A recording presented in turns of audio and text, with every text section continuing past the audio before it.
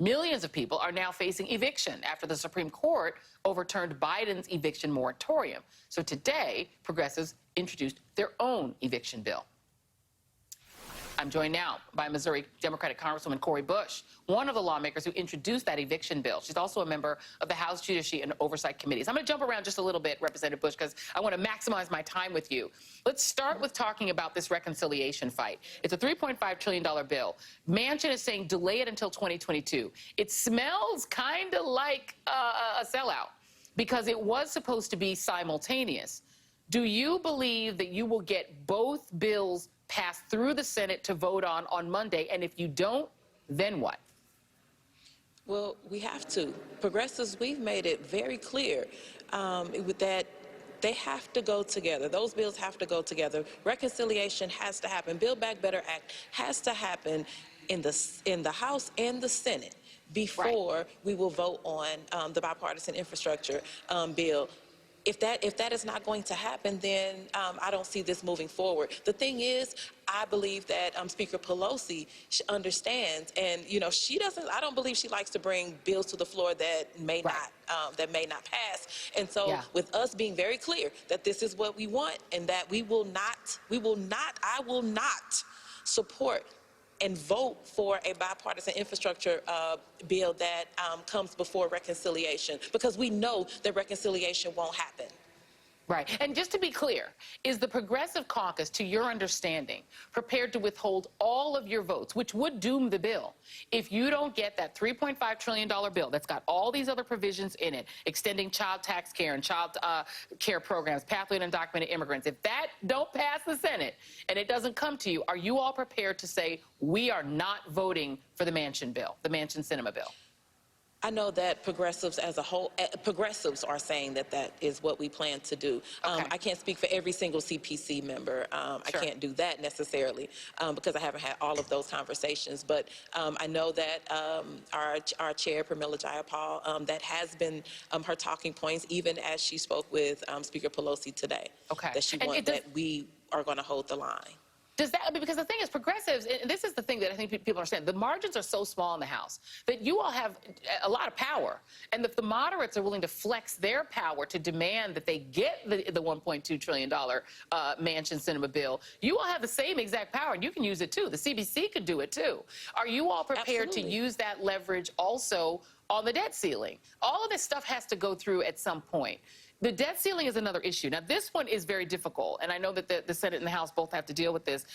A prolonged debt ceiling breach. This is what Moody's says it would mean. 6 million jobs lost, $15 trillion in household wealth lost, surging unemployment to 9%. Do you think that that also should be something that's used as leverage by Democrats? Because now, on the Senate side, Mitch McConnell said Democrats have to do this on their own. So it's Democrats and Democrats negotiating this. And the thing is, as we're talking about leverage, Joy, what we're really saying is the people in our communities that are suffering, that have been struggling for such a long time, long before the last 18 months with this global deadly pandemic, but struggling even before that. What we're saying is, no, you don't need the investments in Medicare. You don't need to add dental and vision. You don't need that. No, you don't need universal pre-K. No, we don't care that you get the climate investments that you need, especially those frontline communities that are Black and brown, that actually have issues with asthma, lead, asbestos in their communities, methane flowing into their communities. No, you don't need that, because you know what? We are in a position where we are comfortable being in Congress, and we don't have to worry about those things.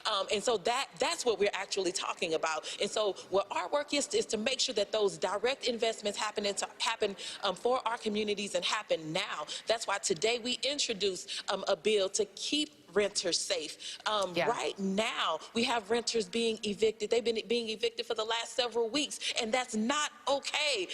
Where right now we know that can be a death sentence for many, and so that's why we put together a bill along with Senator Elizabeth Warren, saying that the Department of Health and Human Services has the permanent authority to be able to enact to be able to implement a federal eviction moratorium during a public health crisis. And so that's what this is about. I am not going to stand and keep my mouth closed while my colleagues who are comfortable get to go and make all of these decisions. You know where we're going to wait until 2022 to make a decision on reconciliation. And but the climate crisis isn't waiting until 2022. That's not what's going to happen. Our children that need to be in school so their parents can go to work, that's not going to wait till 2022. You know, prescription drug reform, that cannot wait. That is something we've been waiting on for so long. And now that I'm here, see, they messed up letting me get here. And so now that I'm here, I'm going to use every single tool in my toolbox along with my colleagues that stand the same way that I stand to make sure that our voices are heard, and we pull all of those levers to get what our people need. St. Louis is going to get it.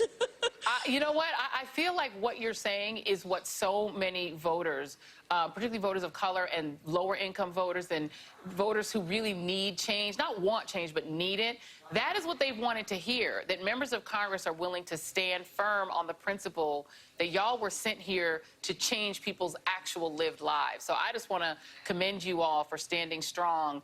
Please keep us posted on what happens with the rent relief bill. We'll have you back on as much as you want to come on, and keep us posted on what happens with the caucus. Thank you so much, Congresswoman Cori Bush. You're wonderful.